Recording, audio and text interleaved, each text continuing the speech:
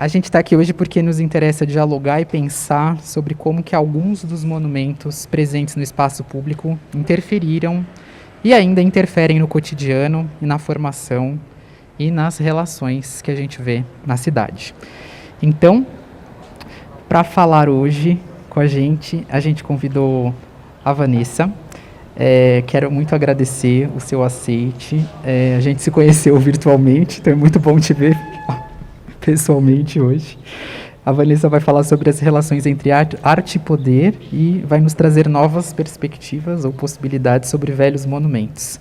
Ela é historiadora da imagem, da arte e da cultura, é graduada em História, mestra em História da Arte e da Cultura e doutora em História Social pela Unicamp. Suas áreas de interesse são arte moderna, arte contemporânea, futurismo italiano e as relações entre arte e política. A Vanessa também é pesquisadora e curadora independente, docente no Unify e no Museu de Arte Sacra de São Paulo. Ela é membro da Associação Brasileira de Estudos Cemiteriais e do ICOM Brasil.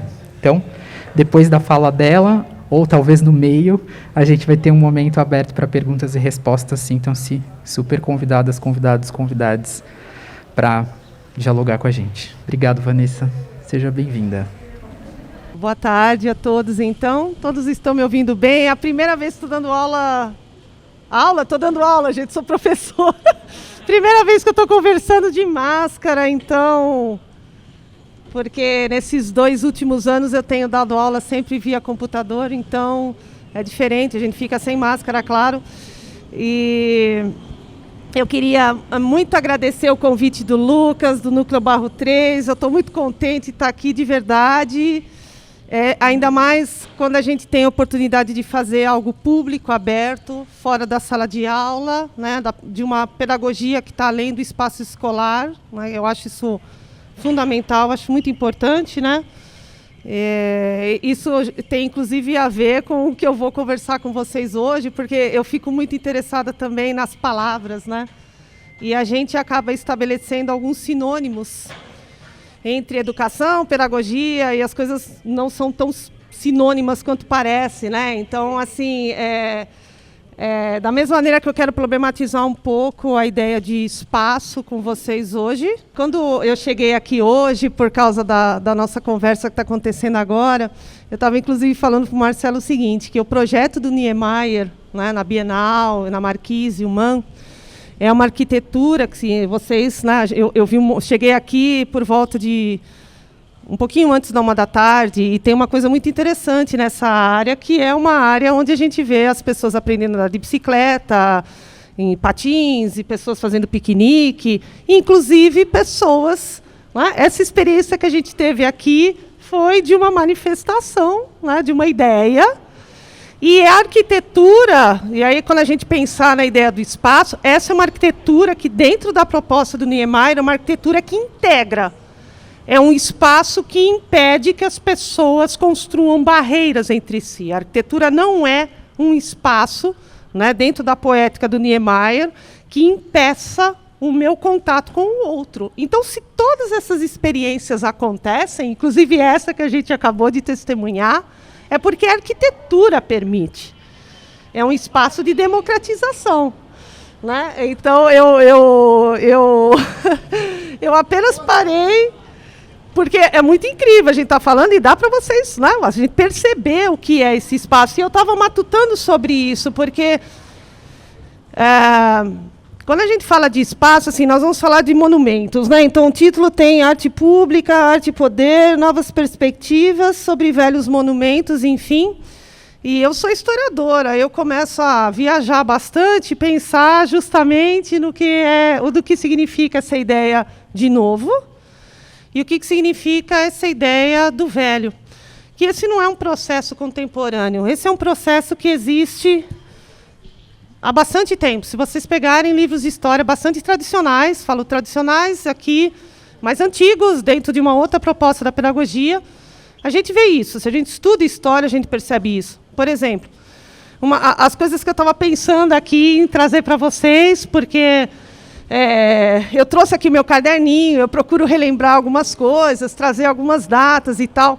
mas no final das contas eu sempre acabo falando de uma maneira livre, a partir de algumas experiências e das coisas que eu quero dividir com vocês, não propriamente passar, né? Porque a gente não ensina nada para ninguém, é um processo que depende do outro também. E como eu estou dando um curso de Egito Antigo agora, eu estava pensando esse ano se celebra, e eu posso colocar aqui entre aspas esse celebrar, a descoberta da tumba do Tutancâmon, em 1922. Aliás, em 2022 nós vamos ter várias efemérides, né, vários centenários. Está sendo falado muito, que hoje propriamente foi o dia da semana, né, do acontecimento da Semana de Arte Moderna. E o Tutancâmon é filho do Amenófis IV, que vai ser o Akhenaton. E o Akhenaton foi um governante que no Antigo Egito aboliu o politeísmo e colocou o monoteísmo na religião. E lógico que a gente poderia dizer em termos modernos que foi uma atitude muito impopular, né, porque você já tinha ali toda uma tradição politeísta de religião. Então, Akhenaton vai obrigar o único culto ao único Deus, que era Aton. Depois que ele sai do poder, muitas das estátuas do Akhenaton foram destruídas. Então, eu estou falando isso. E por quem? Foram destruídas não por experiências do neocolonialismo, do século XIX, nada disso. Foram destruídas naquele tempo mesmo. A religião politeísta ela foi retomada. E, portanto, tudo que a gente tem alcance de ver hoje sobre Akhenaton nos museus é aquilo que sobra, né? Eu gosto de brincar e falar para os meus alunos que tudo que a gente vê em termos de patrimônio é aquilo que sobrou, é aquilo que resiste de alguma maneira, seja tanto pela ação do tempo ou pelas ações políticas dos homens. E eu trouxe esse exemplo bastante antigo porque eu queria problematizar para vocês de que muitas das ações que a gente acha, às vezes, muito contemporâneas, elas vêm de um processo. Se vocês estudam o processo histórico, a gente sempre tem esses momentos em que materialidades são construídas, materialidades são destruídas. O tempo todo isso. E eu acho importante chamar a atenção de vocês em relação a isso, para que a gente não entenda, né? Tem muitas pessoas que pensam que determinadas atitudes, determinadas práticas, elas começaram no século XX, ou até mesmo no nosso século. A gente está falando de história. História é um processo. História não é uma ciência gravada na pedra. A história é uma ciência muito dinâmica. A gente tem um aprendizado muito tradicional de história, como se ela fosse uma disciplina, de uma certa maneira, imutável. Essa é uma visão muito romântica que se tem da história, uma visão bastante positivista que se tem da história. E nós ainda somos muito marcados por uma visão do positivismo kantiana, né? Aquela ideia de que a história é a mestra da vida, né? Aquilo que o Cícero vai falar. E a história, a partir do século XX, quando ela começa a ser repensada nas suas teorias, então, para quem se interessa por essas questões, eu sempre sugiro que vá ver o que os historiadores franceses estão fazendo na Escola dos Análises, nas 3 gerações da Escola dos Análises, nos anos 20, depois nos anos 50, e depois em 1974, com a História Nova.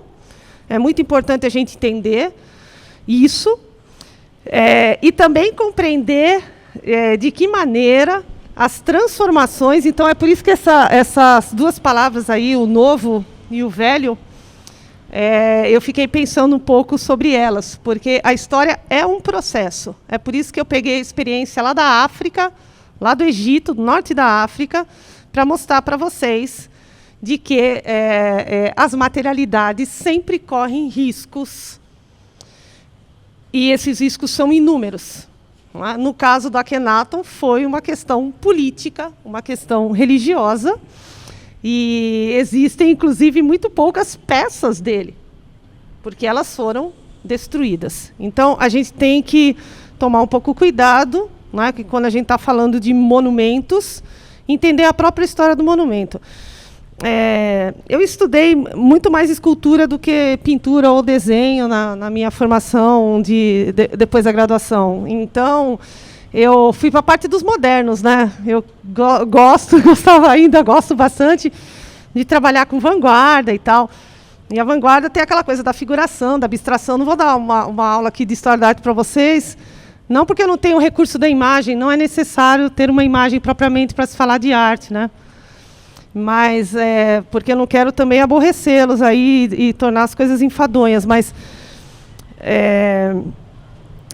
depois que fui começando a trabalhar com Itália, fui começando a trabalhar com futurismo e uma outra proposta, e aí eu fui me interessando cada vez mais sobre arte política. Então, trabalhei muito no contexto da Alemanha, trabalhei muito com estética nazista, arquitetura nazista, enfim.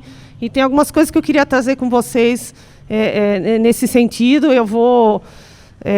Eu começo abrindo bastante, mas depois eu vou me concentrando nas questões mais pertinentes, eu prometo. E aí fui começando a me interessar nesse tipo dos fascismos do século XX, né? Porque a gente fala muito, por exemplo, da Alemanha, mas a gente se esquece, por exemplo, de que o totalitarismo na Europa ele começa na Itália, né? O ponto de partida é a Itália, não é a Alemanha, né? O Hitler chega ao poder em 1933, ou seja, 11 anos depois da Marcha sobre Roma, que está esse ano, né, completando o seu primeiro centenário. O Mussolini, em 1922, faz a Marcha sobre Roma, é o início do fascismo, que é o que vai inspirar, inclusive, grande parte, a ideologia nazista, né, a ideologia da Alemanha.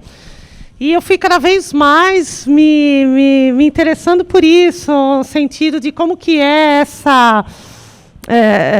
como que uma política totalitária construía as suas imagens, né? E aí é lógico, você tem aí uma série de suportes, né, que vão desde o selo de carta, fotografia, roupa, concurso, panfleto, jornal, sticker, música, cinema, comida, tudo que vocês imaginarem, e a estatuária. Porque a arquitetura e a estatuária, elas têm uma particularidade, elas são a epiderme do espaço, né? Elas são públicas, elas são feitas para ser vistas, elas não podem se ocultar. E, dito isso, eu queria começar chamando a atenção de vocês e dizendo que todo espaço é uma configuração de poder, todo espaço é uma configuração de poder, todo ele. E vejam, eu não estou falando isso num sentido condenatório, nada, a gente está aqui pensando juntos a respeito. Quando eu entendo poder, eu estou indo, inclusive, para além de um poder político, de partido, de sigla ou de coisa do tipo. O espaço, eu brinco e falo que o espaço original é a natureza. Esse é o espaço primário, esse é o espaço original. A partir do momento lá que os nossos antepassados, bem distantes, movem uma pedra, derrubam uma árvore, constroem um Kronlech, um menhir, enfim, você já está realizando uma interferência no espaço natural. Então, aí você já começa a configurar, né, uma relação muito mais direta que eu estabeleço com o espaço. O espaço configura poder. Nós estamos habituados a isso. A arquitetura é um espaço que nos diz onde a gente tem que entrar, por onde a gente tem que sair. A arquitetura nos diz o tempo que a gente tem que permanecer. Existem edifícios que nos expulsam, existem edifícios que nos acolhem, né? Essa ideia do Niemeyer, por exemplo, de ter essa parte, né, essa marquise, né, dos pilotis, que se ele vai pegar lá do Le Corbusier, que por sua vez joga vocês lá atrás num templo grego. É muito doido isso, né? A gente olhar para esses recursos arquitetônicos, né? E se você for até as últimas consequências, você chega lá na ideia do clássico, claro, né? Não é fazer nunca uma associação direta, existe aí muita água que passa por debaixo da ponte, mas existem arquiteturas que nos acolhem e arquiteturas que nos repelem, que nos expulsam. E é lógico que a particularidade de cada edifício condiciona um comportamento específico também. Uma escola não é um hospital, mas, às vezes, uma escola se comporta como um hospital, se comporta como um quartel, se comporta como uma fábrica, né? Então, isso é interessante a gente pensar. Estou falando do espaço da arquitetura, porque ele engendra sempre essa poética, portanto. Né? A arquitetura ela é feita para corpos. Sem os corpos, ela não tem o menor sentido. Somos nós que vamos dotar o edifício de vida. Somos nós que vamos completar o significado. É sempre o homem que completa o significado das coisas. As coisas não têm um significado 100% completo sem a presença humana. É a presença humana que atribui, confere e constrói o sentido. E é justamente por isso, pelo fato da presença humana completar e construir o sentido, que os significados que nós damos às estátuas e aos edifícios mudam com o tempo, porque as pessoas também se transformam com o tempo. Os valores se modificam, as formas de vivenciar e de perceber os edifícios também se transformam, eles continuam ali. Mas quantos edifícios vocês só tomam ciência de que eles existem quando eles já estão começando a ser demolidos? Não é verdade? Às vezes, quando tem alguma casa, algum comércio que vai virar um prédio, sei lá, qualquer coisa, e muitas vezes eu falo, nossa, eu nunca prestei atenção, né, nesse edifício. E agora ele finalmente se mostra para mim quando ele começa a não existir mais. Ou seja, a percepção que eu tenho da materialidade só aconteceu em mim quando essa materialidade deixou de ser-la, né? É um negócio muito doido isso, porque acaba fazendo parte da nossa paisagem, a gente se acostuma com isso, e muitas vezes, quando a gente não se acostuma, muitas vezes a gente não procura saber também a história das coisas. É lógico que, como historiador e como professor, eu falo para vocês o seguinte, eu não dou conselhos e cometi esse ato falho no começo da minha fala, dizendo que ia dar uma aula.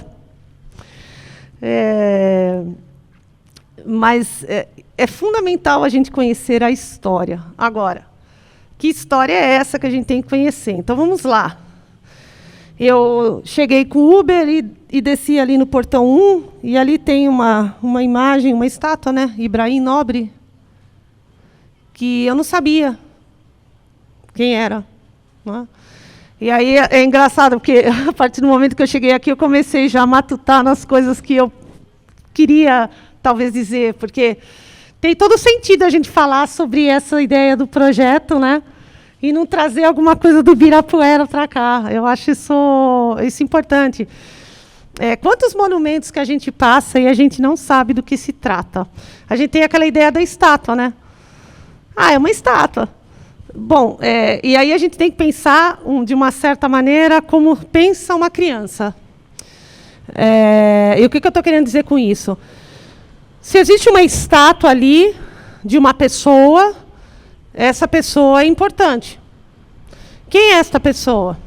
E aí você vai se aproximar, porque tem que ter uma placa, certo? Mesmo sendo uma estátua figurativíssima, ou seja, o que eu estou dizendo, personagens importantes, não vai se utilizar uma poética moderna ou abstrata para representá-los. Isso é muito importante dizer também, mas eu vou voltar a isso. Falo que a gente tem que pensar como criança, porque você passa, você vê um pedestal, você vê uma figura, pode ser um homem, pode ser uma mulher, um determinado gesto. E qual que é a primeira ideia que te vem à mente? Deve ser uma pessoa que tem um relevo ali. Ela foi importante. Ela é diferente, mas diferente no bom sentido, porque só pessoas boas, e aqui eu estou forçando a barra com vocês, né? Pessoas boas e importantes vão para a estátua. Eu que não sou ninguém, ninguém me conhece, como que eu posso ser isso? Eu poderia colocar uma estátua da minha mãe, porque também ela é muito boa e ela mereceria estar numa estátua. Mas quem conhece a minha mãe, a não ser eu e algumas pessoas mais próximas de mim? Então, essa pessoa que está lá representada no bronze ou na pedra, que são materiais que historicamente já têm uma força simbólica enorme, eles atravessam o tempo, né? Tem que ser uma pessoa boa e importante para muita gente. Não pode ser só na minha casa ou no meu bairro, ou só aqueles que têm o mesmo sobrenome que eu. Essa é a ideia da criança que eu estou falando para vocês. E aí a gente tem vários níveis, né, de fruição, porque assim, nós também não podemos obrigar as pessoas a saberem de tudo e entenderem tudo do jeito que a gente entende. Porque o espaço democrático significa que as pessoas vão usufruí-los de maneiras diferentes. Certo? Eu não sei a história do Ibrahim Nobre. Não sei. Se vocês me perguntarem quem foi, eu não conheço.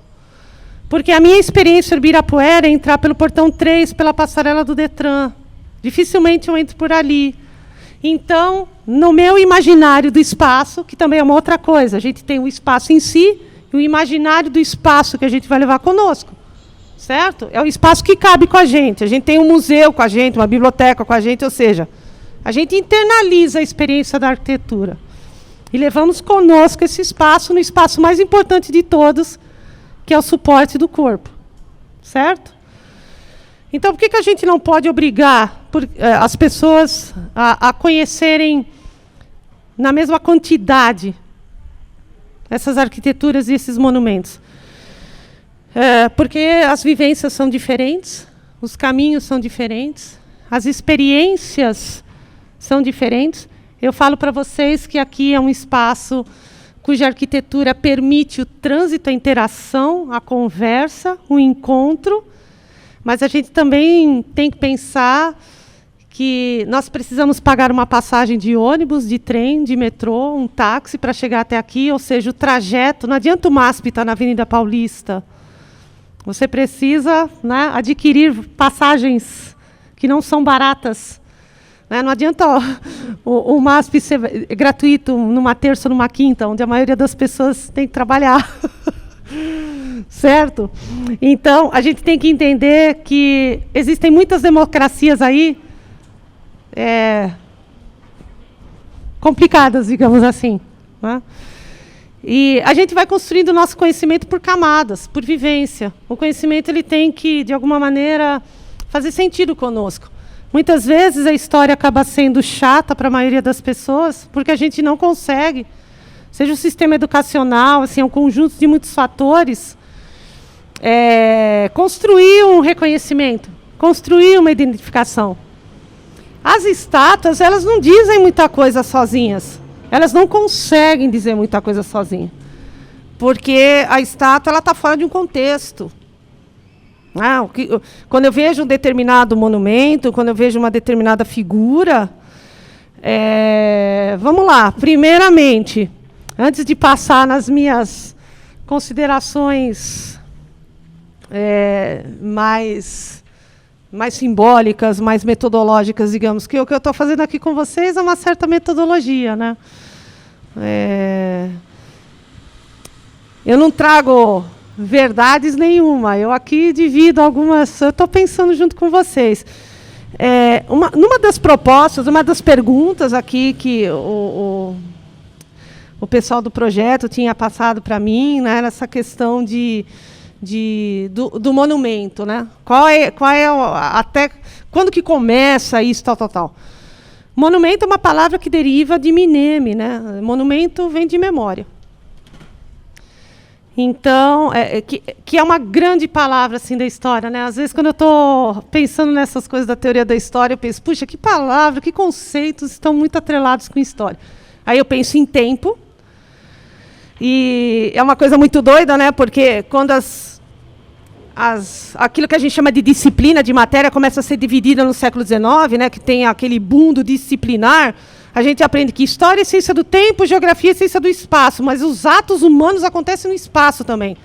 A história também é uma ciência do espaço, né? A gente acabou dividindo tanto as coisas que hoje a gente vê o quanto é difícil voltar a ser interdisciplinar, né? Porque o conhecimento bem lá para trás, ele já era em si holístico e interdisciplinar antes do termo, porque não existia a ideia de disciplina que se forma muito no cientificismo do século XIX. E aí eu fico pensando, bom, existem duas palavras que não tem como você deixar de fora quando a gente discute história.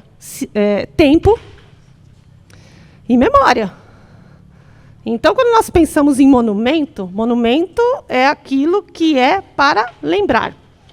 São marcações. Marcações existem desde a pré-história. As mais antigas são as funerárias. O Lucas falou do ABEC e tal, que eu trabalho bastante com arte tumular nesses últimos anos aí, inclusive defendendo o valor patrimonial das esculturas do cemitério, né? Então, a gente vê lá o brecheret do Monumento às Bandeiras e tem brecheret na Consolação, tem brecheret na Necrópole São Paulo. Então, é uma questão interessante isso também, mas é outra coisa. E essas marcações que começam como funerárias, depois elas começam, que já é uma questão, né, no primeiro lugar, é a marcação de espaço mesmo. Se vocês, no território que a gente chama hoje, por exemplo, né, de Escandinávia, atuais Suécia, Noruega, tal, que a gente encontra aquelas estelas funerárias, aquilo ali era tanto uma marcação que um guerreiro tinha morrido ali, e que acabava virando também uma espécie de um caminho, né? Que acaba virando isso, né? Onde é o café? É o café depois, está vendo aquela árvore ali? A gente utiliza a natureza como marcação, né? Vai até onde está aquela árvore com aquela folha amarela ali caindo, então ela logo ali à direita. Pronto. Então isso vai sendo constituído, né? Eu estou falando isso porque teve alguns alunos, quando teve aquele negócio lá a manifestação, né, na estátua do Borba Gato, um aluno falou para mim, eu sinto falta porque aquela estátua para mim é meu ponto de referência. Né? Você desce ali onde está a estátua do Borba Gato e tal. E sim, acaba vira um relevo, né? Vira o teu mapa mental, literalmente, né? Não do jeito que a gente ouve hoje, é uma bússola. Tudo aquilo que é construído no espaço acaba sendo uma marcação. E a gente tem que entender. Se é uma marcação, muito bem. Então, vamos lá. Quando a gente pensa nas estátuas, quando a gente pensa nesses monumentos, a gente tem que pensar onde esses monumentos estão. Porque a gente pode encontrar duas questões interessantes aí. Ou o espaço é muito importante e ali se coloca um monumento que tem a ver com aquele local, ou, ao se colocar um monumento ali, aquele espaço passa a ter sentido. Né? Você tem aí os dois pontos muito importantes. Isso é muito forte quando a gente fala também em questões religiosas, tal, que aqui não cabe, mas, enfim. Em relação à visualidade, quando a gente fala de estátuas, a gente está falando de figuras humanas. E aqui a gente tem uma tradição que vem de um apelo muito cívico, de um olhar neoclássico, de inspiração antiga. Quando eu falo inspiração antiga, eu estou pensando na antiguidade clássica, da Grécia antiga, da Roma antiga, do contraposto, ou seja, né, você tem a figura de pé e um pouquinho só, né, uma quebra aqui do quadril. Então, não existe aquela pose difícil, né, aí outra coisa. É lógico que no monumento de guerra, que a gente tem muito no planeta inteiro, você tem muitas estátuas onde tem um senso de energia, né? Então, muitas imagens diagonais, vetoriais, porque elas estão ali para te emocionar, estão ali para você lembrar. Né? Lembrem de monumentos sempre, a etimologia da palavra é algo mnemônico. Então, essas estátuas são sempre muito figurativas porque elas se dirigem a um indivíduo. Então, assim, não dá para você construir a imagem de um indivíduo, que é para exaltar, lembra aquela ideia que a pessoa que é a pessoa boa, é a pessoa importante? Você não vai colocar um grande quadrado, uma esfera, você não vai recorrer à abstração.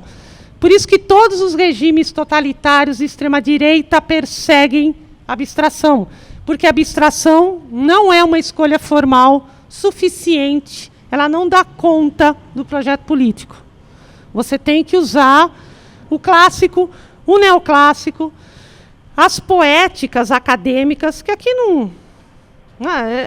É um capítulo da história da visualidade. A gente não está aqui fazendo nenhuma tarefa. Né? Não estou dizendo para vocês que o modernismo é mais interessante que o clássico, porque o modernismo precisou justamente de tudo que veio antes dele para poder se constituir como moderno, né? Cabe aqui dizer que, diante do centenário aí de 22 e tal, é importante a gente dizer isso. O moderno não é a negação do passado. O moderno é um olhar diferente, é uma nova perspectiva para a história. Se vocês forem estudar qualquer artista moderno, vocês vão ver que eles têm um conhecimento de história da arte. O cara não é niilista. O cara não joga tudo no lixo, não bota fogo na tradição. É criar justamente uma nova tradição. A gente tem muito de grego e de romano justamente nesse projeto do Niemeyer. Mas ele não é uma interpretação literal. Não é uma interpretação literal. Por isso que eu estou falando para vocês, tem várias camadas aí. Né? Existem várias camadas quando a gente pensa na estatuária e nas relações sociais de política. Então, essas imagens de homens, a maioria são homens brancos europeus, tem que ser figurativo. Então, se recorre à tradição clássica, a imagem num caráter frontal, mais hierático, né? Ou numa pose levantando a mão. Né? Aquela do Largo do Arocho, que vocês... a do Otávio, que aquilo ali é um presente, né? Aquilo ali foi um presente para comemorar a imigração italiana. É lógico que aqui eu não vou, a ideia não é pegar nenhum caso específico, estou fazendo uma conversa geral mesmo, porque cada caso é um caso que precisa aí ser problematizado e tem todas essas questões que tem que se investigar. Mas eu estou mencionando aqui o Otávio Augusto pelo gesto, né, de estar em roupas militares, um gesto se dirigindo, que vai ser o gesto de estadista, né? O olhar para cima, o tipo de roupa, né, que ele vai ser representado. Então, tem que ser dentro dessa tradição, tá? Do clássico, do neoclássico, do acadêmico. Muitos dos monumentos que a gente vê são resultados de concursos. Então, veja, né, quando você vai investigar as estátuas, você tem que pensar em todos esses ingredientes. Né? Qual é o motivo? Como foi feito esse concurso? Em que ano se começa a produzir a obra? Em que ano ela vai ser inaugurada? São datas diferentes. Né? Em que lugar que ela está? É o lugar original dela? Ou ela estava num ponto e depois ela foi levada para outro? Por quê? Sempre há um motivo. Sempre existe um motivo. E a gente tem que investigar que motivos são esses. Eu falei que a estátua não diz tudo, né? Não diz tudo porque ela precisa realmente do contexto. Não diz tudo porque são imagens de figuras boas e importantes. E esse bom e esse importante foi construído por historiadores. O que é o historiador do século XIX, né, da história mais clássica, da história mais acadêmica, digamos assim? É a história dos grandes homens, só homens importantes, os grandes feitos. Né? Essa é a história que, justamente, a geração dos análises vai problematizar. São os grandes nomes. Os grandes nomes são figuras religiosas, figuras militares, figuras políticas, que, na maioria dos casos, desculpem dizer, eram uma pessoa só. Né? O indivíduo era importante militarmente, consequentemente politicamente, e muitas vezes, dependendo do período histórico, também em termos religiosos. Então, assim, a gente aprende logo na primeira semana de aula, numa graduação em História, que não existe verdade com V maiúsculo. A verdade não é uma categoria absoluta. E isso fez com que, em muitos momentos da história, se faz uma seleção, se conta uma versão, mas uma versão que é favorável a apenas uma parcela desses indivíduos. Certo? Aquele que escreve a história, escreve de uma maneira... Você sempre escreve sobre você quando você faz um texto. Você sempre escreve sobre sua época quando você redige um trabalho. Se eu estiver agora escrevendo um artigo sobre o Tutankhamon lá de 1922, vai ter muito de 2022 nesse texto. Existem, no mínimo, 2 datas quando a gente lê um texto. A data onde o texto foi escrito e a data propriamente do conteúdo que eu estou abordando. Não existe essa tarefa de neutralidade. Neutra é detergente, né? Não existe essa coisa, né? O Weber vai falar isso, né? Na neutralidade científica, que o cientista político ele tem que ser o mais possível, o mais próximo possível da neutralidade, tal. Mas a gente tem que entender que o Weber está fazendo isso dentro de questões importantes da Alemanha, né? Ele está defendendo a autonomia das ciências sociais, porque as ciências sociais elas são recentes, né? Elas surgiram no século XIX. Então, era uma defesa das ciências sociais para não serem confundidas com psicologia, com filosofia e tal. Era uma luta, né? Para garantir, para que a ciência pudesse caminhar com as próprias pernas. Mas não existe essa neutralidade. A gente está falando de discursos. Então, a história do século XIX ela é escrita pelos cavalheiros, né? Pelas pessoas que são letradas, pelas pessoas que colocam uma moral naqueles textos, colocam uma visão de mundo naqueles textos. Por isso que a gente vê muita coisa de Europa. E eu falo, às vezes, até para os meus alunos o seguinte: hoje em alguns semestres eu dou um pouco, às vezes, de história da África, retomo um pouco de história da África, mas quantas pessoas acham que a África é só Egito? Esquecem que existe a África negra, abaixo do Saara, a África da floresta, enfim. História da Ásia. Quantas geografias a gente não trabalha? E quando a gente fala de Europa, quando eu falo para vocês que o viés da história é um viés europeu, né, uma visão eurocêntrica, a gente se esquece que até essa Europa que a gente conhece, que fala tanto, é uma Europa super encolhida, que fica entre Itália, França, Inglaterra. O que a gente sabe de Bulgária? O que a gente sabe da história da Ucrânia? Por que existe essa questão da Ucrânia com a Rússia, né? Sendo que a cultura eslava e a primeira capital da Rússia é justamente Kiev, né? A gente não sabe a história da Noruega, a gente não sabe a história da Dinamarca, a gente fala que é tudo povo do norte, né? A gente chama de bárbaro, tem gente que chama de bárbaro. A gente vê alguém destruir um lixo, a gente chama de vândalo, que é o nome de um povo, né, que não fazia parte do Império Romano. A gente dá o nome de um povo para se referir a atos de destruição pública. É difícil. E a gente fala, vandalismo, está meio um acordo tácito. Mas você está se referindo ao nome de um povo. Né? A gente fala Alemanha. Alemanha porque vem dos alamanos, é um povo alamano. Eles falam Deutschland porque vem dos Teut, dos teutônicos. Você está falando o tempo todo o nome de povo. E acabou que na nossa língua portuguesa, não sei se em Portugal isso acontece, mas no Brasil ocorre, que quando a gente vê alguém destruir o patrimônio, a gente fala que é obra de um vândalo. Ou seja, a gente é um pouquinho romano antigo, quando a gente fala em termos de vandalismo. Né? E por que eu estou falando dessas questões de escrita? Porque primeiro que aquilo que se resolve na escrita, depois é trazido para o monumento. Isso é fundamental. É lógico que, ultimamente, eu vou falar para vocês, né, que é uma questão que eu não posso deixar de fora, tem muitas polêmicas sobre isso. O que fazer, já que essa história está sendo, finalmente, revista? Por isso que eu falo que é uma ciência dinâmica, porque ela precisa ser revista. E quando a gente fala que ela precisa ser revista, não é também fazer aquele jogo de tudo ou nada. Então tudo que eu aprendi é uma mentira. Eu acho que mentira e verdade elas são um pouco fortes para falar. Não, a gente aprende uma versão daquilo que aconteceu, das coisas que aconteceram. Uma versão que era cômoda, importante, que fortalecia narrativas de nacionalismo, que fortalecia e justificava desigualdades, que fortalecia e justificava invasões.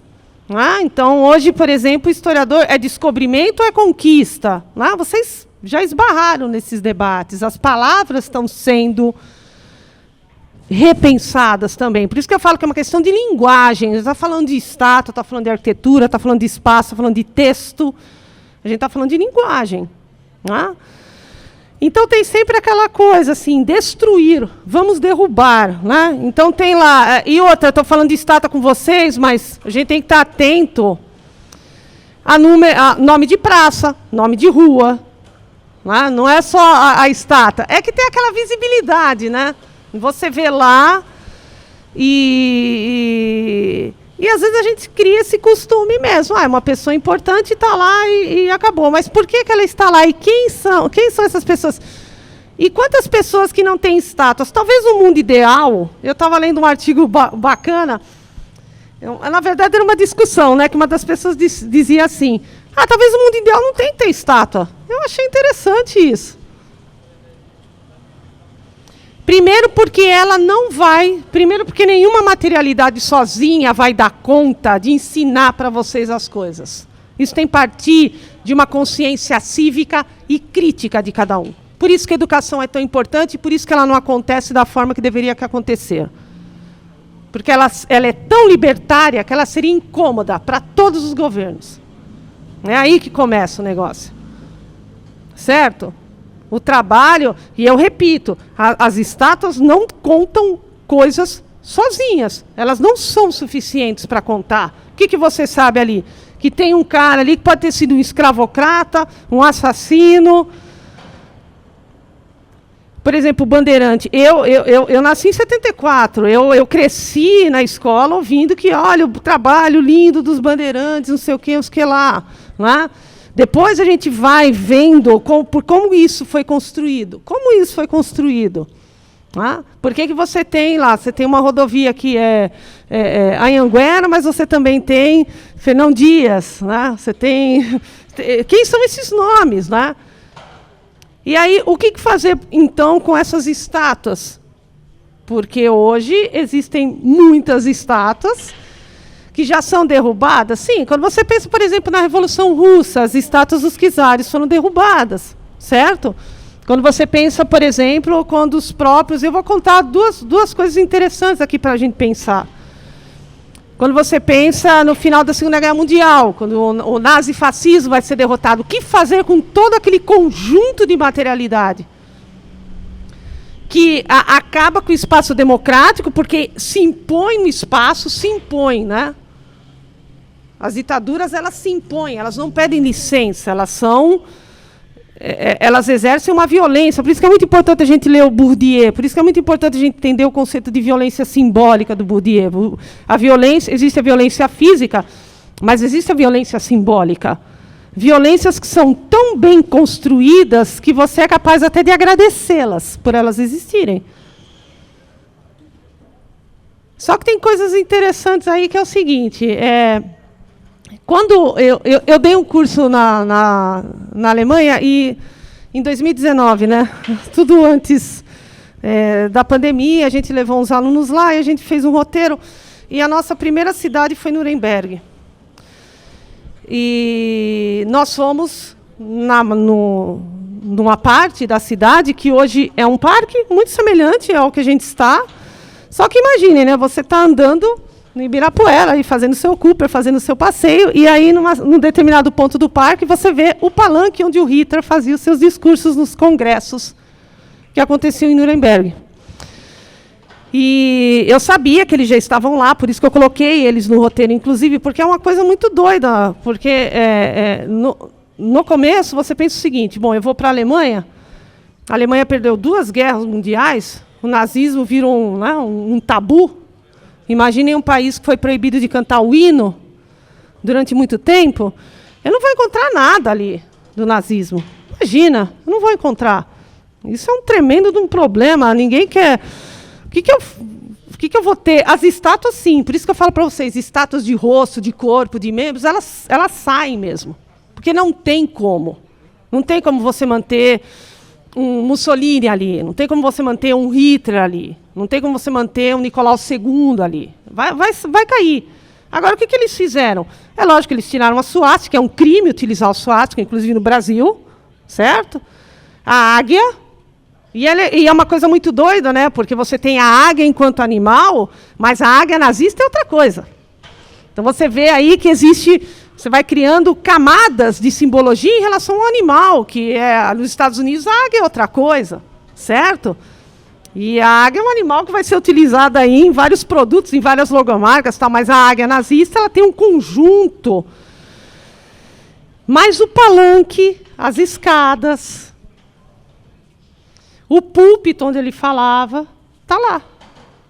E isso, para mim, quando eu comecei a estudar, eu fiquei muito intrigada, porque eu achava que tudo aquilo iria para o chão. Eu falei, não é possível. Aquilo ali seria tudo destruído.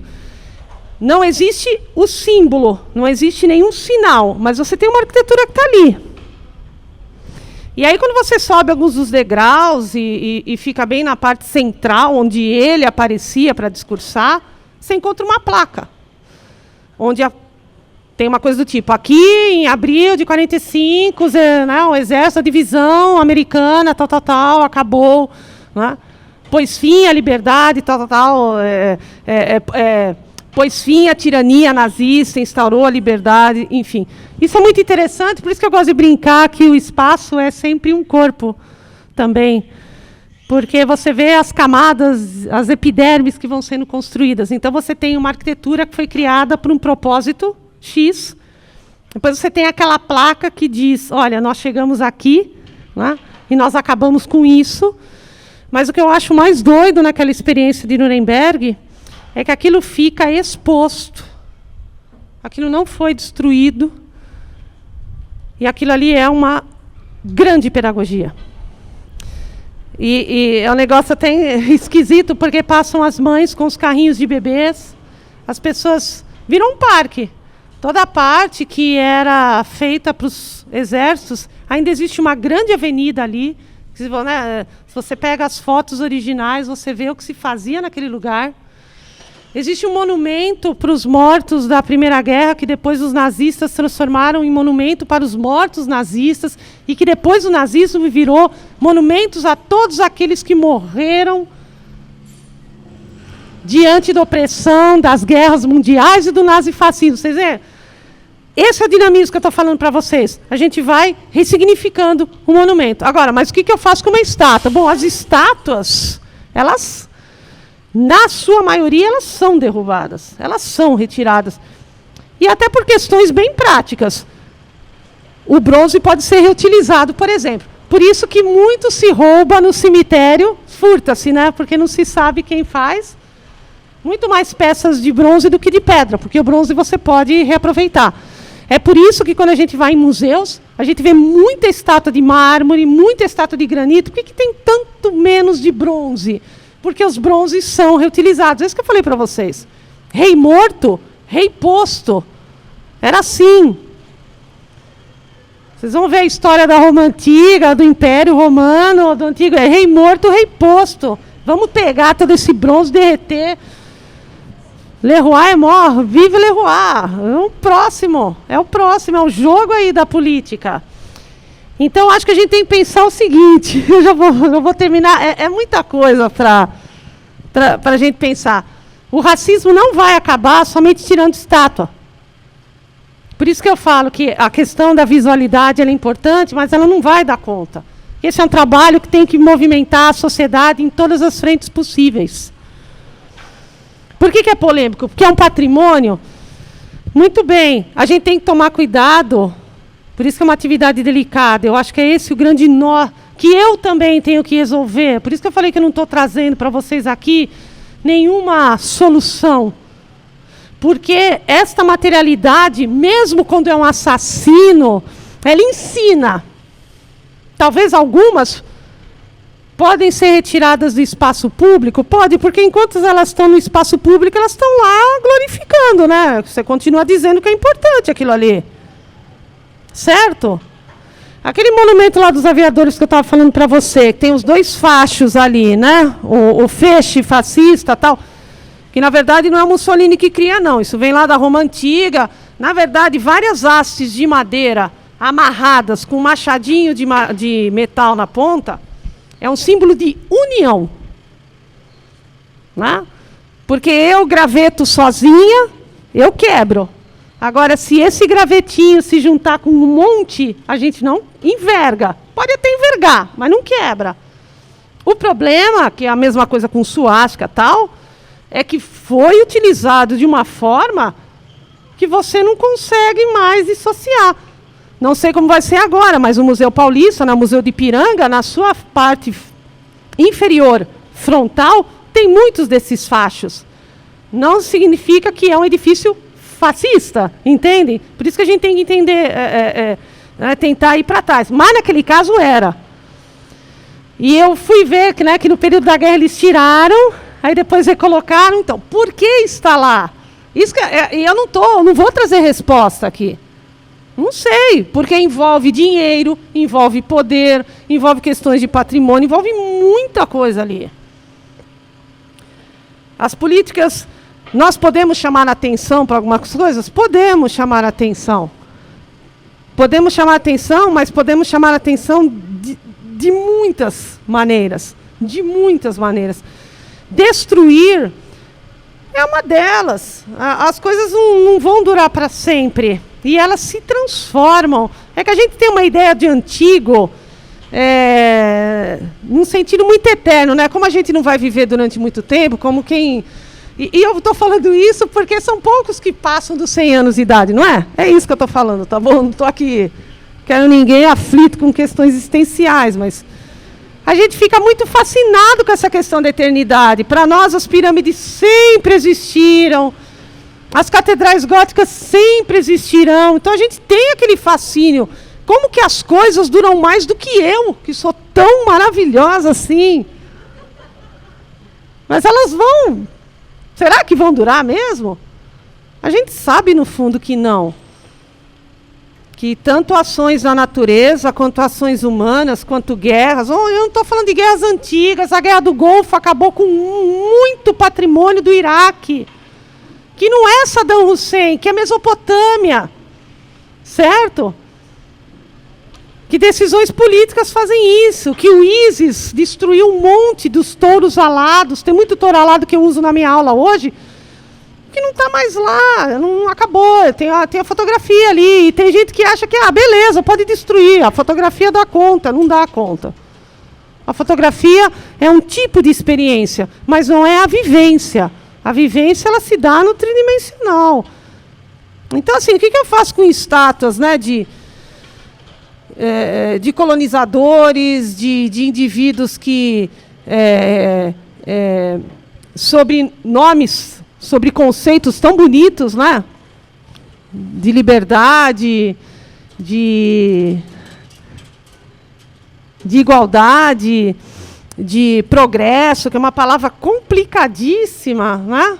Mataram, destruíram, roubaram, fizeram o que fizeram, e aí?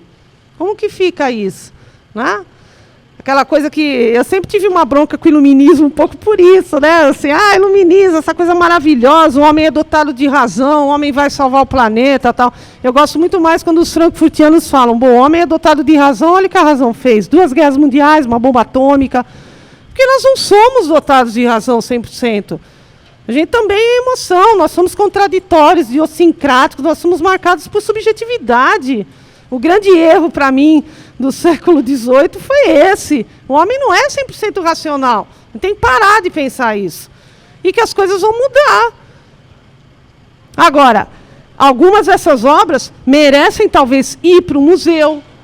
Porque o museu tem que ter essa vocação de ensinar. Não é? O museu não é um gabinete de curiosidade, um amontoado de coisas. Ele tem que ensinar, ele tem que instruir. Olha só, nos anos 80 do século XX... se erigiram uma série de estátuas de militares, de pessoas. Esses eram os importantes da época, pessoal. Olha só, tem que se mostrar. O muro caiu na Alemanha, ao lado ocidental, a gente tem. O comunismo não existe mais, aquelas coisas, né, que assusta, muita coisa. É muito triste você viver em termos de polaridade, sendo que as coisas são muito mais diversas e complexas do que aparentam. Tem lá a estátua do Marx e do Engels, maravilhosa, lá em Berlim. Eu acho que a Alemanha aprendeu muita coisa nesse sentido, por isso que eu falo isso para vocês. Na Itália, existe um bairro chamado EUR, que é a Exposição Universal, que Mussolini começou a criar por causa da Segunda Guerra Mundial, mas quando tem uma guerra, todo o teu dinheiro vai para o esforço de guerra. Então você para de construir monumento, para de construir todas essas coisas e tal. E o bairro está lá. Que tem aquele Coliseu Quadrado, não sei se vocês já viram, né? Que é a sede, inclusive, da Fendi, aquela casa de roupas e tal. E não há estátua do Mussolini, como falei para vocês. E a gente tem que pensar uma coisa, Mussolini foi morto pelos próprios italianos, pendurado de ponta cabeça num posto de gasolina em Milão. Essa foto está na internet, ela não é muito agradável de ser vista, mas está lá. Agora, se você passeia pelo EUR, você vê obelisco, você vê algumas marcações, está escrito lá, Duce, naquelas letras romanas, antigonas, né? Porque o fascismo gosta de passado, ele precisa resgatar do passado para construir uma continuidade. E está lá. E eu também ficava pensando, por que isso não foi derrubado? Porque o sujeito colocou a Itália numa draga horrorosa, morreu muita gente, a economia foi para o beleléu. Nenhum país saiu com um saldo altíssimo. A Europa não. Os Estados Unidos podem ter saído, sim. Os Estados Unidos são poderosos hoje, tudo por causa da Segunda Guerra Mundial. A Europa está destruída. A Europa é uma grande caçamba, cheia de resto. É isso mesmo. Vejam as fotos de Dresden, vejam as fotos de onde vocês quiserem na Europa. A Europa é destruidaça. Por que não destruíram esse bairro? Por que tem aí um monte de coisas com o nome dele lá? Porque existe, e é isso que eu falo para vocês, eu tô terminando, porque senão eu fico aqui a tarde inteira falando dessas coisas para vocês, eu sei que eu não posso atrasar. Porque existe esse... eu não vou falar que é algo meio pendular, né? Essa é a nossa angústia. Até onde você retira algo? Até onde você mantém algo? Mantendo ou retirando, tem que ter um propósito. Certo? Tem que ter um propósito ali. É necessário entender. Na Bélgica, tem muitas estátuas do Leopoldo II que foram retiradas. Existe tem um documentário que vocês acham no YouTube que se chama Racismo, uma história. Tem um arquivo que é inteirão, que são 3 horas de documentário, mas também tem o documentário dividido em 3 partes de 1 hora. E é a história do racismo africano, da Austrália, da América. E tem o caso da Bélgica. O Brasil aparece. E se entrevistou uma museóloga, ela falou, olha, nós retiramos algumas estátuas, mas tem umas que nós mantivemos, sim. Porque nós queremos que as pessoas saibam que durante um tempo, e aí é que está, né? Só existe a história do presente, gente. Passado, ninguém está no passado, ninguém está no futuro. Isso aí é uma retórica. A história que acontece é a história do presente. Mas entende o que ela falou? Então, assim, a gente tem que entender, balizar qual é a justa medida.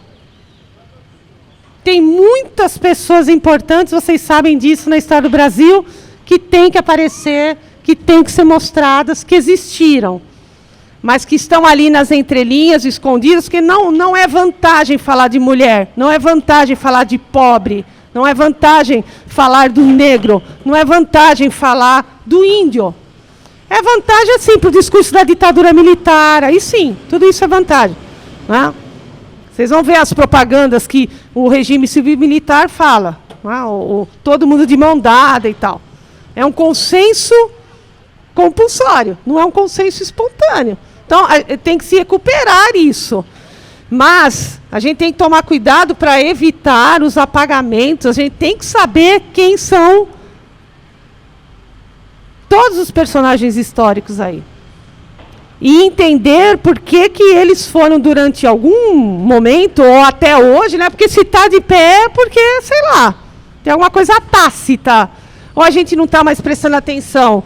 Nesse documentário, é uma coisa muito triste até.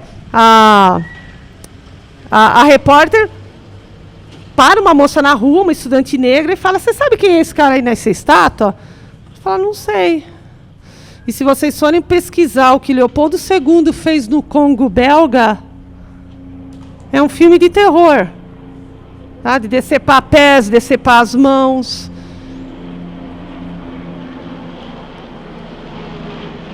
Porque no colonialismo africano, a Bélgica ficou com a melhor, né? Porque a região do Congo não tinha banana, não tinha fruta, tinha diamante. Né? É aí que vem todas aquelas questões, né, do diamante, de onde vem essas pedras, tal. E por que eu falo que é triste? E eu comecei essa minha fala falando de educação e termino falando de educação. Porque ela não sabia quem era aquele sujeito.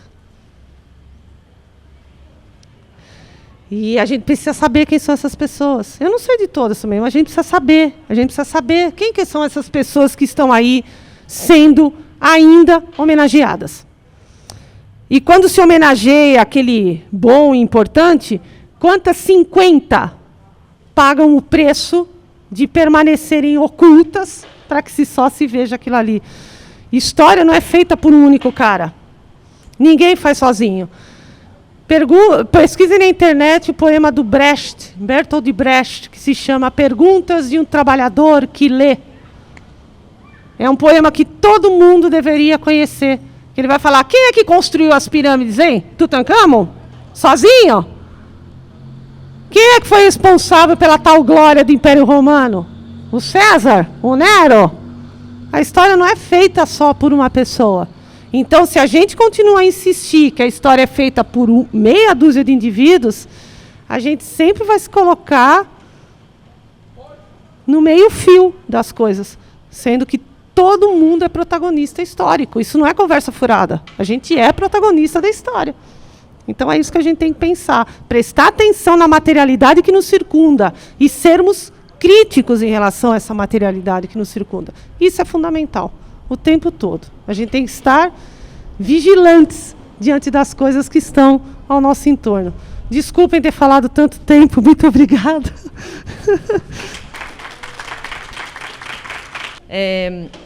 Na aula que a gente teve com a Simone, ela trouxe para a gente uma pessoa, enfim, bastante importante, inclusive na escrita do projeto, que é o Walter Benjamin, e a ideia de escovar a contrapelo. E aí, ouvindo você falando sobre essa questão da Alemanha e também as referências que a gente tem nesses regimes que a gente entende como regimes reconhecidos historicamente como regimes totalitários, né? Você tem ali uma revelação da história, de fato. E aí, quando a gente pensa, por exemplo, que a estátua do Mussolini não está mais lá, mas a estátua do Borba Gato continua presente, né, no Brasil e aqui na nossa cidade, eu fico pensando o quanto a gente precisa escovar a contrapelo no sentido da gente realmente revelar a nossa história.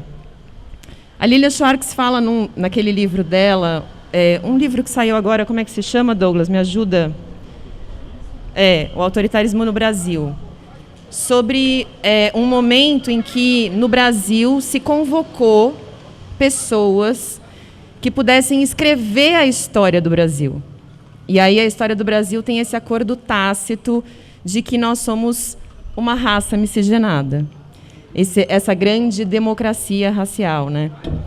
E aí eu queria que você pensasse comigo um pouco, assim, sobre como é que a gente, de fato, escova a contrapelo, no sentido de que a gente consiga, então, fazer esse Borba Gato cair, porque não é possível esse cara estar ali, assim. Se a gente pensa que lá na Alemanha não existe nenhuma estátua que contemple Hitler, porque a gente sabe que ele foi um genocida, os bandeirantes foram genocidas nesse país, e a gente continua tendo eles como estátua, como nome de avenidas, grandes avenidas.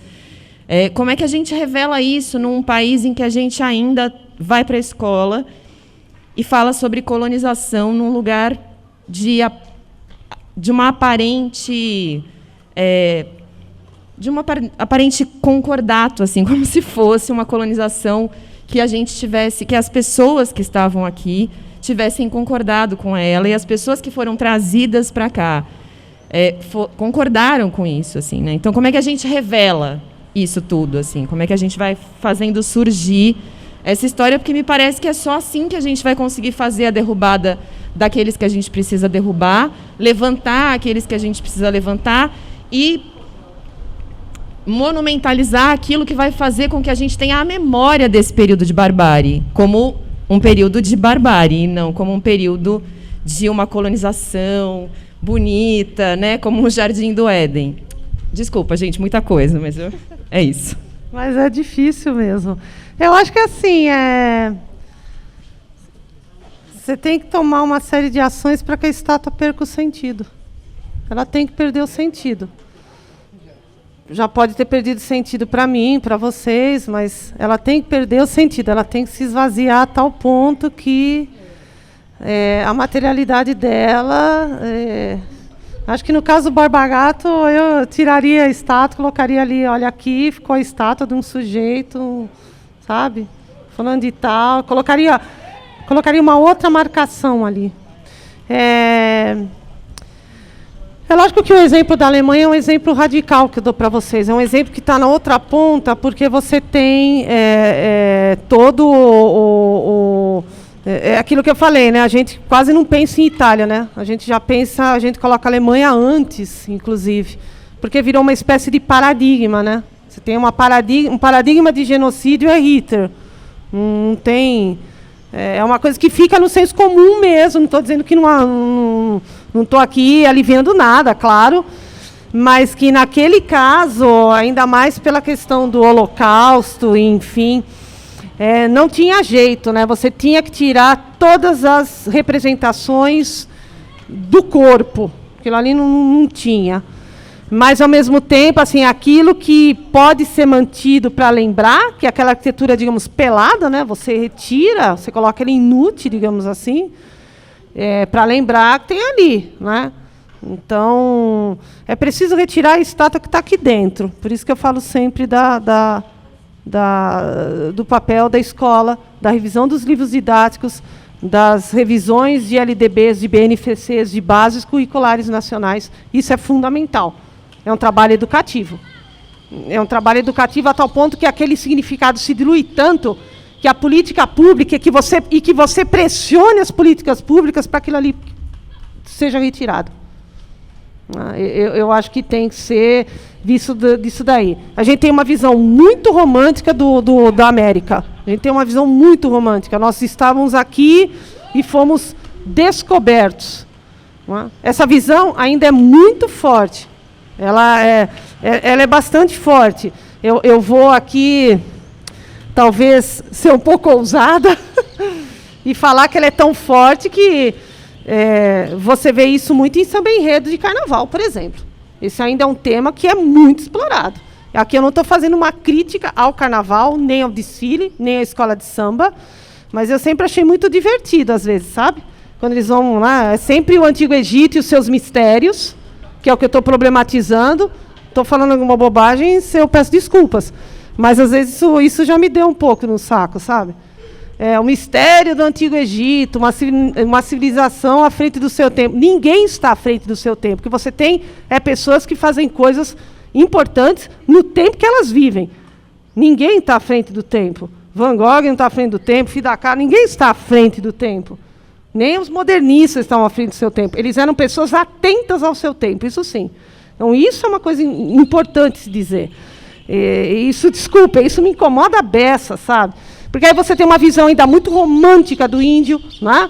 É uma coisa que eu ouvia muito. Nossa, um índio bravo. Ué, ele não pode ficar putaço, o índio? Por que não pode? Hein? Desculpa, que eu já descambei, né? Mas é porque... Mas não é verdade, você começa a atribuir comportamentos. O que a gente está sendo? A gente está sendo eugênico? A gente está fazendo darwinismo social? É isso que a gente está fazendo, então? A gente está fazendo darwinismo social. A gente acha que, né, a gente está associando raças e cores de pele a determinadas atitudes e temperamentos. Aí a gente está regredindo mesmo. Eu sempre achei... E isso ainda é forte. Isso ainda é forte. Isso é uma coisa que a gente tem que perceber que está assim, a conta-gotas no nosso cotidiano. Só que é o seguinte, conta-gota é pequenininho, né? Mas é frequente, não é? Aquele sorinho que vai pingando, é de pouquinho em pouquinho, mas é constante. É quando você vê a violência à mulher, é quando você vê todas as intolerâncias, é quando você vê que, na tua linguagem, nos anos 90, que programa de índio lá no MAN falar. Programa de índio? O que é isso? Aquilo que está falando do vândalo. Então, assim, você vai percebendo que, cotidianamente, você faz o seu conta-gotas para essa visão. Quem que é importante? Quem é estudado, quem é sério, quem chegou em tal... chegamos em tal território, não sei o quê, tem todas essas coisas. E uma ideia, por isso, e eu falei rapidamente lá para trás, de progresso. Progresso para quem? O que é progresso? Tem duas palavras que sempre me incomodaram muito, progresso e evolução. Porque pressupõe que você está olhando para a história que é uma linha. Quando eu falo lá atrás, eu estou usando uma linguagem que a gente está totalmente simbólica, porque não existe lá atrás. A história é um contínuo, não tem nada na minha frente, nada na minha atrás, eu não estou numa estrada. A gente usa isso para propósitos de ilustração, apenas. Então, essa coisa de, olha, né, é a ideia de que eu estou trazendo, é uma coisa do Prometeu, eu estou roubando fogo e tal. O que é aluno? Aluno é uma palavra que vem, alumine, é o sem luz. A etimologia da palavra aluno é essa, é o sem luz. Então, alguém me traz a luz e eu me esclareço. Então, eu estou trazendo progresso, eu estou trazendo... Você não está trazendo nada, você está impondo uma visão tua de mundo. E aí, se você não concordar com a minha, né? Que eu digo Hernán Cortés, na América Central. Né? E pendurava os corpos dos índios nas árvores, assim. Então, isso ainda é muito tentador, isso ainda é explorado muito forte pela nossa cultura em muitas frentes, né? A gente romantiza muito, a mulher ainda é todo lado passivo. Está se transformando? Tá, mas eu falo para vocês que a gente está ainda no início do processo, a gente está começando a segunda década do século. A gente está começando ainda o processo, o que é muito bom, mas é um início de processo. É um início de processo, só que eu acho que é um trabalho educativo, dentro e fora da escola. Um trabalho educativo vigilante. É você, sabe? Tem um ditado chinês que eu gosto muito, que é assim: antes de você mudar o mundo, dê 2 voltas em torno da tua casa. Eu acho que é isso mesmo. Né? Eu não vou destruir nada se eu não conheço quem é aquele cara. Vou destruir para quê? Eu penso, eu tenho que saber qual que é a história daquele sujeito, o que ele fez, por que ele foi o tal bonzinho e querido durante um tempo e ainda está de pé essa estátua. Por quê? Por quê? Tenho também que entender, né, todo esse processo. Mas eu acho que ainda somos muito marcadamente românticos em muitos aspectos. E aqui o romantismo não é um palavrão, não é um defeito, não é nesse sentido. Românticos porque a gente ainda tem. Isso é muito atraente para muitas pessoas, de fato. Né? Essa bondade do índio, essa... Está mudando, às vezes, novela de época, né? Que eu falo, toda novela é de época, né? A gente fala novela de época, mas toda novela é de uma época. Mas os caras lá da TV já estão ficando mais atentos com as construções que estão sendo feitas. Não dá mais. Né? Não dá mais para fazer a manutenção. Eu vim nos anos 80, cresci numa década que era... Se vocês veem o que se fazia nos anos 80, é 30 anos que eu estou falando. 30 anos, não é um tempão, 30 anos não é grande coisa, não. Vocês ficam de cabelo em pé.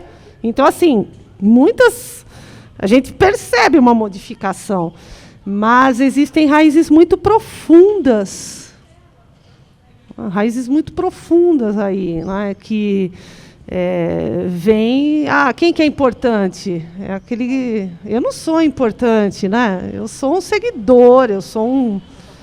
Tem alguém que vai dizer para mim o que é importante e tal. Então, assim, tem... É processo mesmo. Eu sei que é um lugar comum de falar isso, mas é um trabalho de educar as mentes, assim. Mas não as mentes do amanhã, sabe essa coisa? Educar a gente também. Isso é para gerações futuras. Não. Isso é para mim, né? É a metáfora do avião. Eu não vou pôr a máscara no meu filho primeiro, eu vou pôr a máscara em mim primeiro. Eu vou mudar a minha cabeça primeiro, né? Para depois mudar o outro. Tem uma história do Gandhi que eu gosto muito, que o Gandhi recebia várias pessoas para atendê-las, ver o que ele podia fazer com elas e tal. E uma vez apareceu uma mãe com um filhinho e falou assim: eu queria que você dissesse para o meu filho para ele parar de comer açúcar. Porque eu já falei, o pai dele já falou, todo mundo já falou. Então, eu achei que trazendo ele aqui para você, ele vai, né, aprender. E aí o Gandhi olhou para ela e falou assim, traz o seu filho daqui a 15 dias. A mulher foi embora, né? Aí passou 15 dias, ela voltou com o menino. O Gandhi pediu para o menino chegar perto dele, olhou bem dentro dos olhos dele e falou o seguinte, para de comer açúcar. E aí ela perguntou, né, depois, falou assim, pô, você me fez esperar 15 dias só para dizer isso para o meu filho, para de comer açúcar, né? Eu fiquei curiosa e tal. Aí ele virou para ela e disse o seguinte, é porque há 15 dias atrás eu estava comendo açúcar. Então é aquela coisa do tipo, pode até ser uma lendazinha, né? Mas que é uma puta história, é.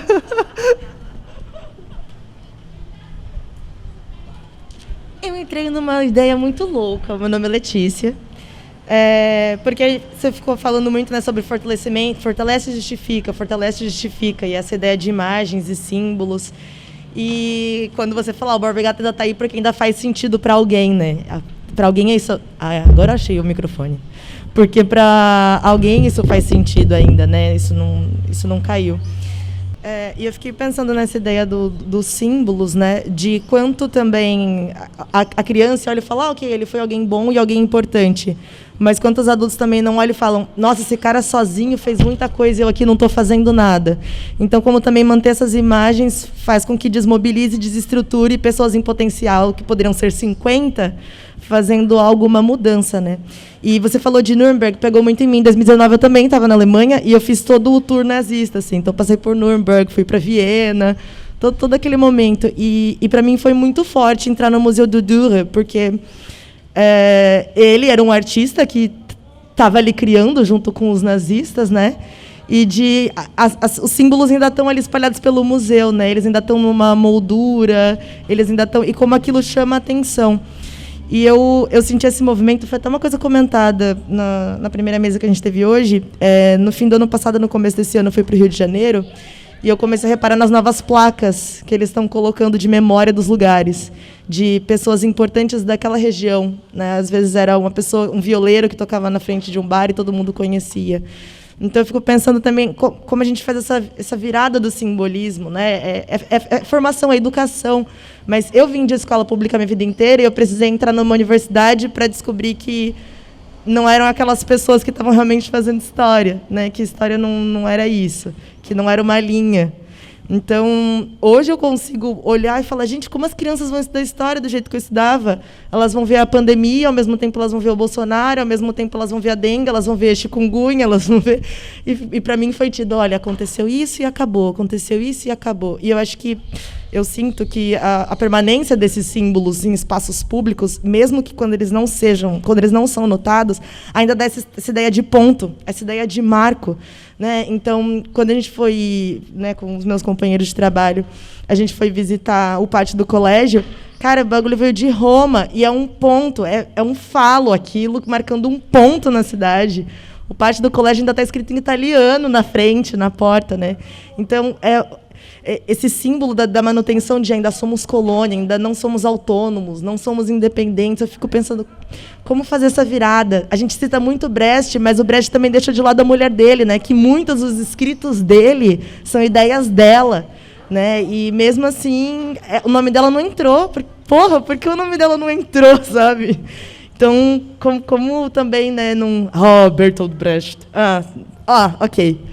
Próximo. Então, como também pensar nesses símbolos e ressignificá-los. Falei demais. Muito obrigada. Não falou, não.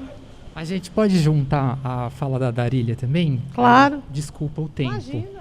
Odeio esse papel. Eu estou preocupada com o horário de vocês aqui, não?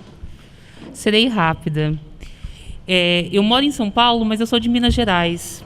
Eu venho de uma manifestação chamada Congada, e na Congada tem um momento que, durante a festa, a gente levanta um mastro. Eu não sei se eu posso chamar isso de monumento, né? Mas, refletindo, eu achei interessante porque o mastro, que basicamente é muito parecido com o mastro de São João, São Pedro, da festa junina, quando ele tem uma ritualística para levantar, para ele permanecer um tempo durante a festa e depois para derrubar também o mastro, né? Então, ele tem um percurso que começa, tem o meio e tem o fim. E eu percebo que o momento em que se ergue o mastro e que ele permanece ali, acontece uma mudança geográfica no espaço e inclusive, de utilização do espaço também. Então, eu queria perguntar para você se você acha que se você acha que o processo a política de educação que foi posta no Brasil, excluindo principalmente os povos negros e os povos indígenas, contribui para a manutenção destes monumentos que são verdadeiros elefantes brancos, às vezes, porque nós não conseguimos fazer a leitura.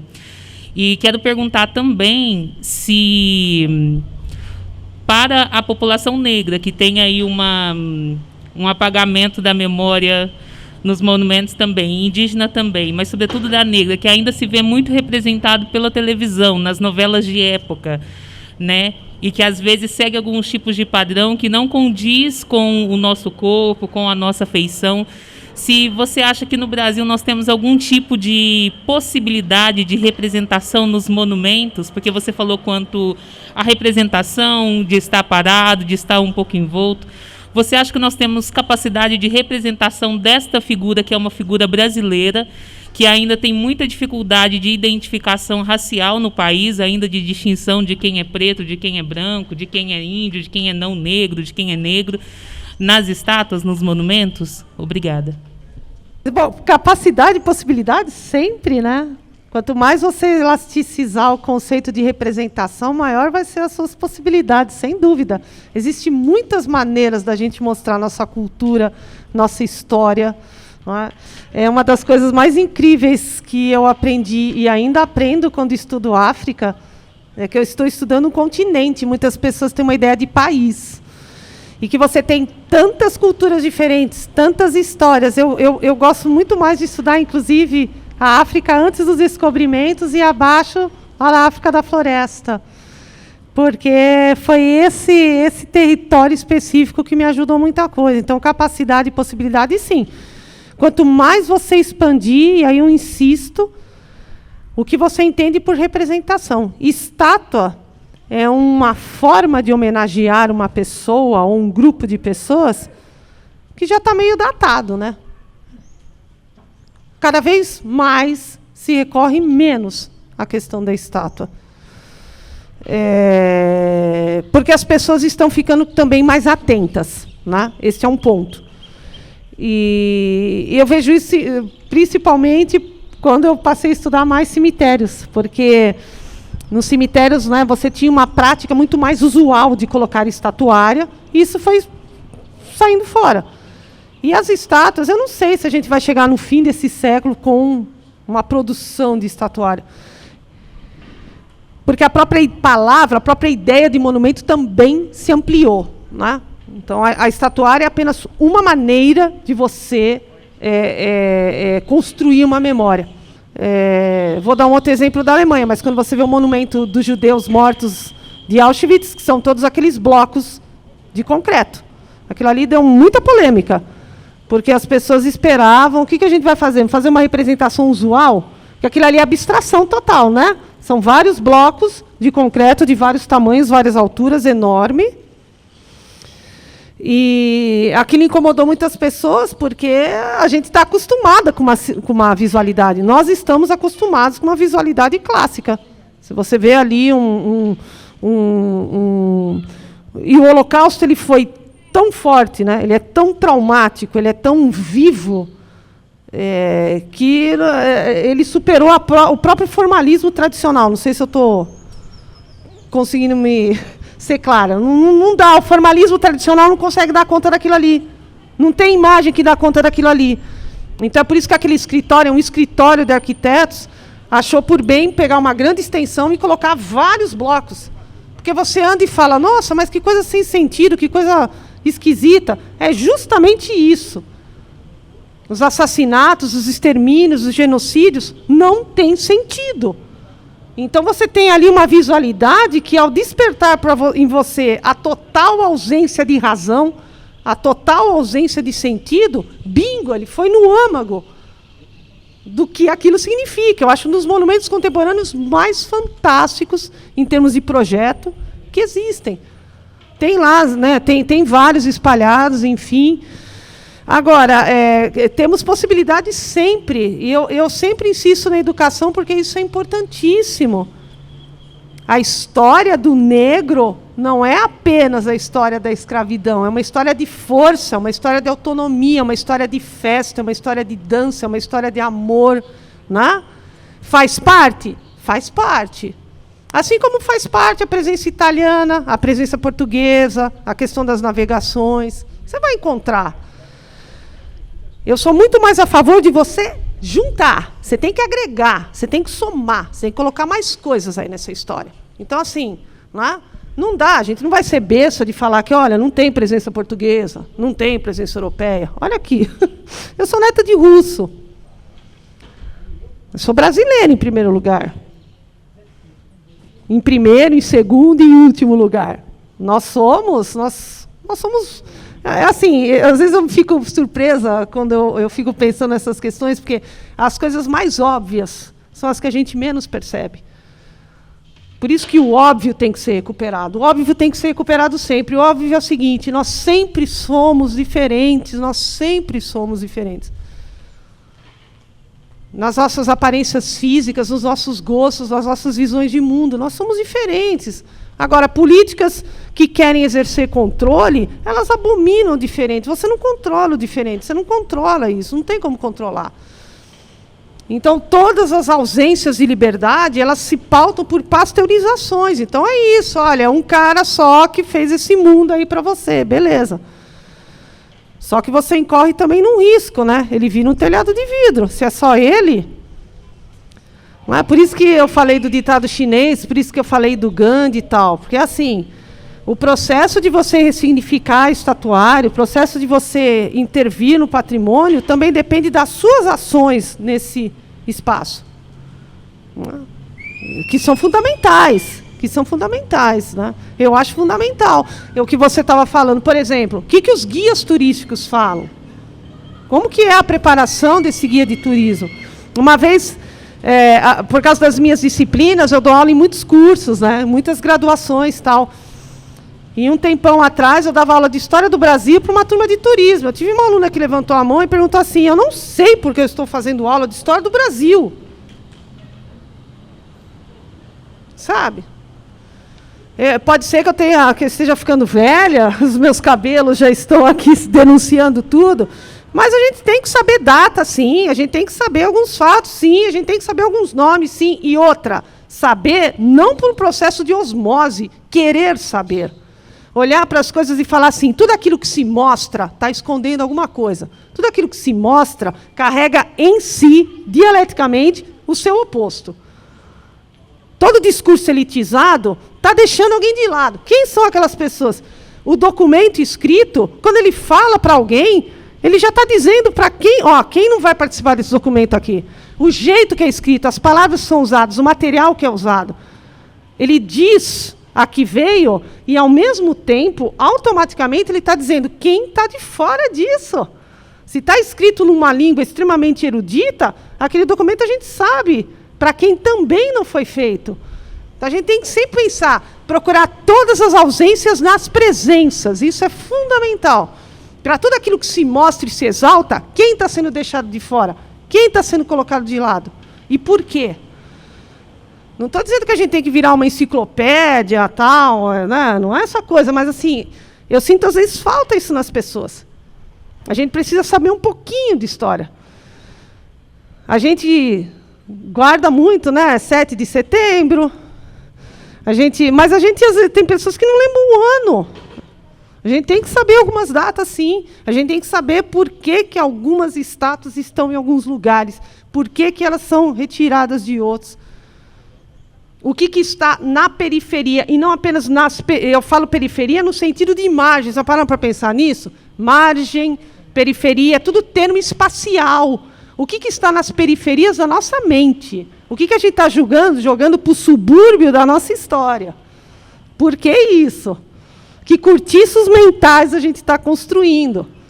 Entendeu? Isso é fundamental. Então, isso é tarefa não de uma mente com um monte de diplomas, mas de uma mente atenta. De uma mente atenta. E isso é fundamental. E que eu me coloco aqui junto. Me coloco aqui junto. A leitura de um currículo é algo que me dá muito orgulho, tal, mas não dá para dormir sobre os louros. A gente tem que continuar sendo atentos. Então, assim, para tudo que eu vejo que faz-se muita questão de se pôr em relevo, eu penso, o que não se põe? E mais ainda, no que eu contribuo? E aqui não estou me colocando como uma pessoa, sabe, má, boa, não, nada disso. Mas o que eu contribuo? E sendo professora, isso me deixa mais preocupada ainda, porque as pessoas que estão assistindo aula comigo, que são meus alunos, eu tenho uma responsabilidade em relação a elas, pelo menos o tempo que elas continuarem comigo ali. Então eu tenho que tomar esse cuidado, né? Quantas pessoas a gente... eu fiz aquele teste de DNAzinho básico, que diz, né? Os lugares que você veio do mundo e tal, tal, tal. Achei aquilo um barato, aquilo me colocou, sabe, dentro de uma outra perspectiva. Eu fiz com meu amigo falou, caramba, tem marcação minha em Cuba, tem marcação minha, sei lá, lá perto dos Montes Urais, tem coisa nos Balcãs. E eu sou neta de refugiado, meus bisavós vieram aqui para o Brasil por causa da Revolução Russa. Refugiado, como que eu vou... E por que eu estou falando tudo isso? Porque a gente olha sempre para o outro como um alienígena, né? O nosso maior medo é o outro. O outro é o grande território do nosso medo. O ódio que a gente vê por aí, né, de tantas maneiras, ódio é excesso de medo. A gente tem muito medo do outro.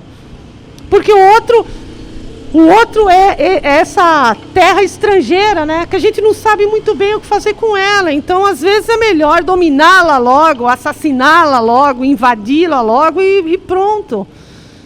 Mas para redimensionar tudo isso, é necessário redimensionar. Por isso que eu falo, tentando juntar, e eu não sei se conseguir, mas essas estátuas, elas têm que, em primeiro lugar, perder o significado e o sentido aqui, ó. Porque aí elas saem. Pode ter certeza. Pode não ser amanhã, semana que vem, mas elas saem. Todas as possibilidades possíveis. Tudo é possível. Eu sou sempre muito otimista em relação às pessoas. Nós podemos fazer todos os bens possíveis. Nós fizemos muitas coisas ruins, mas nós podemos também fazer todos os bens possíveis. Mas não precisa ser aquele bem graúdo, entendeu? Pode ser aquela coisa mais cotidiana, é ela que funciona. Mas eu acho que com o tempo, e já está acontecendo isso, tem muita coisa que já está perdendo sentido. Eu acho.